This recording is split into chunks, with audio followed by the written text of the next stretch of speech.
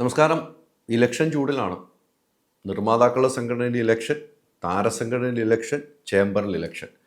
2 ദിവസമായിട്ട് നിർമ്മാതാക്കളുടെ സംഘടനയും താരസംഘടന അമ്മയുടെ ഇലക്ഷനെ കുറിച്ചായിരുന്നു. ഇപ്പോൾ ചേംബറിൻ്റെ ഇലക്ഷനുമായി ബന്ധപ്പെട്ടാണ് ഇപ്പോൾ ഏറ്റവും വലിയ പ്രതിസന്ധികൾ. എന്നാൽ വിഷയങ്ങളിലേക്ക് പോയിക്കൊണ്ടിരിക്കുക. സജി നന്ദിയാട്ട്, ചേംബറിൻ്റെ ജനറൽ സെക്രട്ടറിയായ സജി നന്ദിയാട്ട് ഇന്നലെ രാജിവെച്ചതോടുകൂടി സജി നന്ദിയാട്ട് വാർത്താ സമ്മേളനം നടത്തുകയും പല കാര്യങ്ങൾ അദ്ദേഹം അവതരിപ്പിക്കുകയും ചെയ്തു. എനിക്ക് മനസ്സിലാക്കാൻ കഴിയുന്നത് സജി നന്ദിയാട്ട് നൽകിയ വിതരണക്കാർക്കാണ് ഇത്തവണ പ്രസിഡന്റ് സ്ഥാനം. അതിൽ അനിൽ തോമസും സജി നന്ദിയാട്ടാണ്. പക്ഷേ വിതരണക്കാരുടെ ഇതുമായി ബന്ധപ്പെട്ട് അദ്ദേഹം നൽകിയ പേപ്പറിൽ പൊരുത്തക്കേടുണ്ട് എന്നാണ് കണ്ടെത്തിയിരിക്കുന്നത്.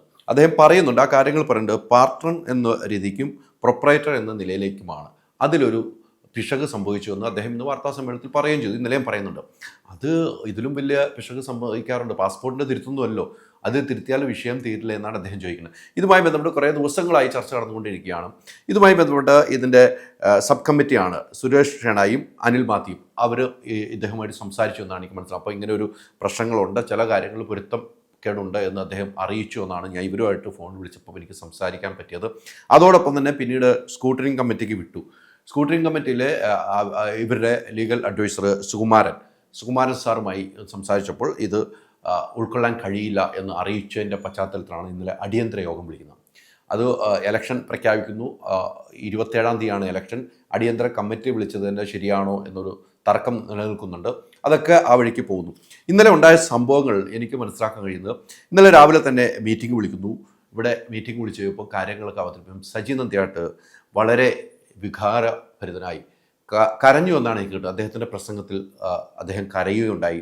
ഞാൻ ഈ ചേംബറിന് വേണ്ടിയാണ് ജീവിക്കുന്നത്, എനിക്കൊരു ഫാഷനാണിത്, എനിക്ക് കോളേജൊക്കെ ഉണ്ട്, എൻ്റെ ഒരു ഫാഷനാണെന്നും പറഞ്ഞ് അദ്ദേഹം പൊട്ടിക്കരഞ്ഞു എന്നാണ് എനിക്ക് കിട്ടുന്ന വിവരം. അത് എല്ലാവരുടെയും മനസ്സിലേക്ക് ആഴത്തിൽ പതിച്ചു എന്നും പറയപ്പെടുന്നു. ഇവിടെ ഉള്ള വിഷയം, ഈ നിലവിലെ ചേംബറിലെ പ്രസിഡന്റ് ജേക്കബും ജനറൽ സെക്രട്ടറി സജി നന്ദിയായിട്ടുമായിട്ടുള്ള ഈഗോ വിഷയങ്ങൾ ഈ സംഘടന ഉണ്ടായപ്പോൾ തൊട്ട് തന്നെ, ഈ തവണത്തെ ചേംബർ ഉണ്ടായപ്പോൾ തൊട്ട് ഇവരുമുള്ള ഈഗോ വിഷയങ്ങൾ ഒത്തിരി ഉടലെടുത്തു. ഈഗോയുടെ ഭാഗമാണ് ഇതെല്ലാം എന്നും പറയപ്പെടുന്നു. അവിടെയുള്ള അംഗങ്ങളെ വിളിച്ചപ്പോൾ ഇവരെ ഒരു ഈഗോ ഉണ്ട്. ആ ഈഗോ വിഷയങ്ങൾ അവിടെ വർക്കായിട്ടുണ്ട്. ഞാൻ 5 പൈസ പോലും, ഞാൻ കോട്ടയത്ത് നിന്ന് മീറ്റിങ്ങിന് പോലും ഞാൻ 1 രൂപ പോലും എൻ്റെ ഡീസൽ കാശ് പൈസയായിട്ടോ പെട്രോൾ പൈസയായിട്ടോ എഴുതിയെടുക്കാറില്ല. ഈ കാര്യങ്ങളെല്ലാം സജി നന്ദിയാട്ട് പറയും. തന്നെ അവസാന നിമിഷം എല്ലാവരും കൈവിടുകയാണ് എന്ന നിലയിലേക്ക് സംസാരിച്ച് അദ്ദേഹം പൊട്ടിക്കരഞ്ഞു എന്നാണ് എനിക്ക് കിട്ടുന്നവരും. ഞാൻ പല ആൾക്കാരുമായിട്ട് ഇന്നലെ പങ്കെടുത്ത പല ആൾക്കാരുമായിട്ട് ഫോണിൽ ബന്ധപ്പെട്ടപ്പോഴാണ് ഇങ്ങനെ പൊട്ടിക്കരഞ്ഞ കാര്യം എനിക്ക് മനസ്സിലാക്കാൻ കഴിയുന്നത്. എന്തായാലും ഇതുമായി ബന്ധപ്പെട്ട് ഇത്രയൊക്കെ ബന്ധപ്പെട്ട് ഇങ്ങനെ ഒരു സംഭവം ഉണ്ടെങ്കിൽ ഞാൻ രാജിവെക്കുന്നു എന്ന് പറഞ്ഞിട്ട് എല്ലാവരും എന്നെ ഒറ്റപ്പെടുത്തുകയാണ്. ഞാൻ രാജിവെക്കുന്നു. രാജിക്കത്ത് സുരേഷ് കുമാറിന് എഴുതി കൊണ്ട് കൊടുക്കുന്നു. സുരേഷ് ഏട്ടൻ അവിടെ വെച്ച് തന്നെ ആ രാജിക്കത്ത് കീറിക്കളയുന്നു. സജി അത് അങ്ങനെ ചെയ്യരുത്, ഇലക്ഷൻ വരാൻ പോയാണ്, ഒരിക്കലും രാജിവെക്കരുത് സജി നന്ദിയാട്ടനോട് പറഞ്ഞത് സുരേഷ് കുമാർ കീറിക്കളഞ്ഞു എന്നാണ് എനിക്ക് കിട്ടുന്ന വിവരം. സുരേഷ് കുമാർ കീറിക്കളഞ്ഞു എന്ന് സജി നന്ദിയാട്ടൻ ഇന്ന് വാർത്താ സമ്മേളനത്തിൽ പറഞ്ഞു. അതിനുശേഷം ഉച്ചയ്ക്ക് എല്ലാവരും ഭക്ഷണം കഴിഞ്ഞ് സജി നന്ദിയാട്ടും അത് വേറെ രീതിയിലേക്ക് ആക്കിയെടുത്ത് സമാധാനിപ്പിച്ച് വിട്ടു എന്നാണ് പറയുന്നത്. പിന്നീട് സജി നന്ദിയാട്ട് ഉച്ച കഴിഞ്ഞാണ് ഈ വിഷയങ്ങൾ വീണ്ടും മൂർച്ഛിക്കുന്നത്. തന്നെ ഒറ്റപ്പെടുത്തുകയാണ് എന്നൊരു തിരിച്ചറിവ് സജിക്കുണ്ടാവുന്നു. സജി രാജിവെക്കുക തന്നെയാണ് ചെയ്തത്. രാജി കത്ത് നൽകി അദ്ദേഹം നാട്ടിലേക്ക് തിരിച്ചിട്ടാണ് അദ്ദേഹം ഇന്ന് വാർത്താ സമ്മേളനം നടത്തിയത്. വാർത്താ സമ്മേളനത്തിൽ അദ്ദേഹം പ്രധാനപ്പെട്ട കാര്യങ്ങളെല്ലാം ചൂണ്ടിക്കാട്ടും. അദ്ദേഹം ഒരാളിലേക്ക് തന്നെയാണ് അനിൽ തോമസിലേക്ക് വിരൽ ചൂണ്ടിക്കൊണ്ട് വാർത്താ സമ്മേളനം നടത്തു. എന്തായാലും കേരള ഫിലിം പ്രൊഡ്യൂസേഴ്സ് അസോസിയേഷൻ സംഘടനാ തെരഞ്ഞെടുപ്പിൽ സാന്ദ്ര തോമസിൻ്റെ നാമനിർദ്ദേശ പത്രിക അസാധുവാക്കാൻ ചരട് വലിച്ചത് നിർമ്മാതാവ് അനിൽ തോമസ് ആണ്. രാജിവെച്ച film chamber general secretary Saji Nandiyat ഇന്ന് വാർത്താ സമ്മേളനത്തിൽ പറഞ്ഞു. അനിൽ തോമസിലേക്ക് തന്നെയാണ് ഇദ്ദേഹം വിരൽ ചൂണ്ടുന്നത്. ഇതുമായി ബന്ധപ്പെട്ട് പല കാര്യങ്ങൾ പറഞ്ഞില്ല. അദ്ദേഹം പറഞ്ഞ ഒരു കാര്യങ്ങൾ ഇന്ന് വാർത്താ സമ്മേളനത്തിൽ പറഞ്ഞു. രാജാവ് നഗ്നാണെന്ന് വിളിച്ച് പറയുന്നുള്ളത് തൻ്റെ ഇടം ഞാൻ കാണിക്കും. അതുകൊണ്ട് തന്നെ നല്ല വിരോധികളുണ്ട്. പ്രൊഡ്യൂസേഴ്സ് അസോസിയേഷനിൽ ഒരു വ്യക്തിയുണ്ട്. ഇതുവരെ ആ വ്യക്തി മറനീക്കി പുറത്തു വന്നിട്ടില്ല. ഇയാളാണ് ഇതിൻ്റെ എല്ലാം സൂത്രധാരൻ. സാന്ദ്ര തോമസിനെ പുറത്താക്കാൻ ചരട് വലിച്ചതും അനിൽ തോമസ് ആണ്. ഒളിച്ചിരിക്കുന്ന വ്യക്തി ഇയാളാണെന്നും ഇദ്ദേഹം വാർത്താ സമ്മേളനത്തിൽ അനിൽ തോമസിലേക്ക് തന്നെയാണ് ഇദ്ദേഹം വിരൽ ചൂണ്ടുന്നത്. എന്താണെന്ന് നമുക്ക് മനസ്സിലാകുന്നത് അനിൽ തോമസും ഇദ്ദേഹമായിട്ട്. അനിൽ തോമസാണ് ഈ ഇവിടെ മത്സരിക്കുന്നത്, ഇവിടെ ചേംബറിൽ മത്സരിക്കുന്നത്. പ്രസിഡന്റ് സ്ഥാനത്തേക്ക് അനിൽ തോമസാണ്. ഈ തവണ അനിൽ തോമസും സജി നന്ദിയാട്ടുമാണ് മത്സരത്തിലേക്ക് വരുന്നത്. ഇതുമായി ബന്ധപ്പെട്ടാണ് അനിൽ തോമസിലേക്ക് ഇദ്ദേഹം വിരൽ ചൂണ്ടുന്നത്. സാന്ദ്ര തോമസിനെ പുറത്താക്കരുതെന്ന് ഞാൻ പറഞ്ഞു. ഞാൻ അന്നൊരു ഡയലോഗ് പറഞ്ഞു, എല്ലാ പാമ്പും ചേരയല്ല. സാന്ദ്ര തോമസിനെ പുറത്താക്കുമ്പോൾ അവരുടെ വഴിക്ക് നീങ്ങും, വലിയ പ്രശ്നങ്ങളായി മാറും, വലിയ വിഴുപ്പലക്കൾ മാറും. സാന്ദ്ര തോമസ് കേസുമായി മുന്നോട്ട് പോകും. രണ്ടും 2 ദിക്കിലേക്ക് പോയി. താനൊന്ന് പറഞ്ഞതാണ്, അങ്ങനെ പുറത്താക്കരുത്, വിഷയത്തിലേക്ക് പോകുമെന്ന് പറഞ്ഞതെന്നാണ് സജി നന്ദിയാട്ട് പറയുന്നത്. അതിൽ വേറൊരു പ്രധാനപ്പെട്ട കാര്യം പറയുന്നുണ്ട്. അതിൻ്റെ ഒന്നും ആവശ്യമില്ലായിരുന്നു.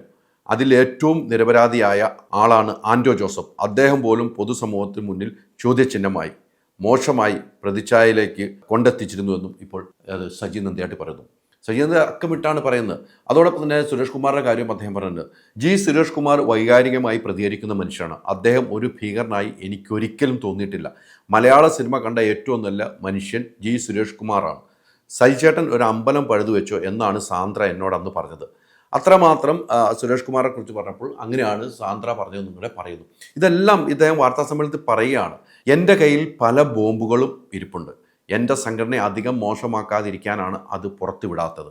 ഓരോ വ്യക്തികളുടെയും കുറിച്ച് പറയാത്തത് അവർക്ക് കുടുംബമുള്ളത് കൊണ്ടാണ്. നമ്മൾ പറഞ്ഞൊരു കുടുംബത്തെ തകർക്കരുത് എന്നുള്ളത് കൊണ്ട് മാത്രമാണ്, അല്ലാതെ പറയാൻ അറിയാത്തത് കൊണ്ടല്ല.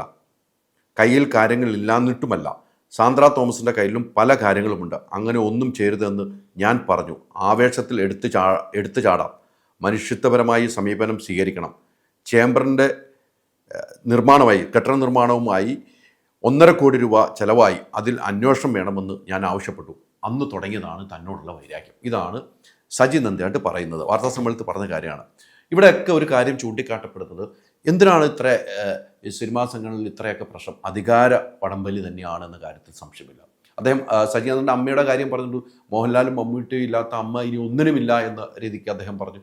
ശരിയാണ്, അധികാരമോഹികളുടെ എണ്ണം വർദ്ധിക്കുന്നതിൻ്റെ ഏറ്റവും വലിയ തെളിവാണ് ഈ വിഷയങ്ങളെല്ലാം. എന്തായാലും സജി നന്ദിയാട്ട് പോരാടാൻ തീരുമാനിച്ചിരിക്കുന്നു. എന്തായാലും സജി നന്ദിയാട്ടിന് മത്സരിക്കാൻ കഴിയില്ല എന്നാണ് മനസ്സിലാക്കാൻ കഴിയുന്നത്. സജി നന്ദിയാട്ട് പറയുന്നത് താൻ മത്സരിക്കുമെന്നാണ് പറയുന്നത്. പക്ഷേ സ്ക്രൂട്ടനിങ് കമ്മിറ്റി ഈ പത്രിക തള്ളിയതിൻ്റെ അടിസ്ഥാനത്തിൽ, പരിശോധിച്ചതിൻ്റെ അടിസ്ഥാനത്തിൽ, പത്രിക തള്ളേണ്ട ദിവസം വന്നു, പരിശോധനയുടെ അടിസ്ഥാനത്തിൽ മത്സരിക്കാൻ കഴിയില്ല എന്നാണ് പറയുന്നത്. പക്ഷേ ഇദ്ദേഹം നിയമപരമായി മുന്നേറും, നിയമപരമായി പോരാട്ടം നടത്തുമെന്നാണ് നമുക്ക് കിട്ടുന്ന വിവരം. പിന്നെ ഏറ്റവും പ്രധാനപ്പെട്ട കാര്യം, ഇതിലിപ്പോൾ സാധാരണ ഈ ചേംബറിൻ്റെ ഒരു രീതി അനുസരിച്ച് ഒരു ടൈം പ്രശ്ന സ്ഥാനം ഡിസ്ട്രിബ്യൂട്ടർ ആണെങ്കിൽ ഒരു ടൈമിൽ നിർമ്മാതാക്കൾക്കാവും, ഒരു സമയം വിതരണക്കാർക്ക് പോകും, ഒരു സമയത്ത് തിയേറ്റർ റൂമുകൾ, ഇങ്ങനെയാണ് പോകുന്നത്. ഇത്തവണ അത് ഡിസ്ട്രിബ്യൂട്ടർ അസോസിയേഷനാണ്. ഡിസ്ട്രിബ്യൂട്ടർ അസോസിയേഷന് വേണ്ടിയാണ് ഈ സീറ്റ് മാറ്റി വെച്ചിരിക്കുന്നത്. അതുകൊണ്ട് തന്നെയാണ് സജി നന്ദിയാട്ടും അനിൽ തോമസും മത്സരത്തിന് വന്നത്. എന്നാൽ ജനറൽ സെക്രട്ടറി സ്ഥാനത്തേക്ക് പോകുന്നത് എനിക്ക് മനസ്സിലാക്കാൻ കഴിയുന്ന തിയേറ്റർ ഉടമകളുടെ അസോസിയേഷൻ, അവിടെ മത്സരം വരുന്നുണ്ട്. സെക്രട്ടറി ആയിട്ട് വരുന്നത് സോണിയാണ് എന്നാണ് എനിക്ക് കിട്ടുന്നത്. ഫിയോക്കിൽ നിന്നുള്ള സോണിയാണ് വരുന്നത്. അതോടൊപ്പം തന്നെ അവിടെ തന്നെ ജോയിൻറ്റ് സെക്രട്ടറി സ്ഥാനത്തേക്ക് വരുന്നത് പ്രൊഡ്യൂസറിൽ നിന്നും അതോടൊപ്പം തന്നെ തിയേറ്റർ ഉടമകളിൽ നിന്നും വരുന്നത്. തിയേറ്റർ ഉടമകളുടെ ഭാഗത്തു നിന്ന് EVM രഞ്ജിത്താണെന്ന് പറഞ്ഞു. പക്ഷേ നിർമ്മാതാക്കളുടെ ഭാഗത്തു നിന്ന് ആരാന്ന് എനിക്ക് കിട്ടിയിട്ടില്ല. ട്രഷർ സ്ഥാനം വരുന്നത് വിതരണക്കാർക്ക് തന്നെയാണ് വരുന്നത്. വൈസ് പ്രസിഡന്റ് സ്ഥാനം ഈ പറഞ്ഞ പോലെ 2 പേർക്ക് നീക്കിവെക്കും. എൻ്റെ അറിവ് ശരിയാണെങ്കിൽ തിയേറ്ററുകാർക്കും വിതരണക്കാർക്കുമാണെന്ന് തോന്നുന്നു. വിതരണക്കാർക്കല്ല, തിയേറ്ററുകാർക്കും അതോടൊപ്പം തന്നെ നിർമ്മാതാക്കൾക്കുമാണെന്നാണ് എനിക്ക് തോന്നുന്നത്. അങ്ങനെയും 2 സ്ഥാനം നീക്കിവെക്കുന്നത്. ഈ രീതിക്കാണ് ഇലക്ഷൻ വരുന്നത്. എന്തായാലും ഇലക്ഷൻ്റെ ചരടുവലികൾ തുടങ്ങിക്കഴിഞ്ഞിരിക്കുന്നു.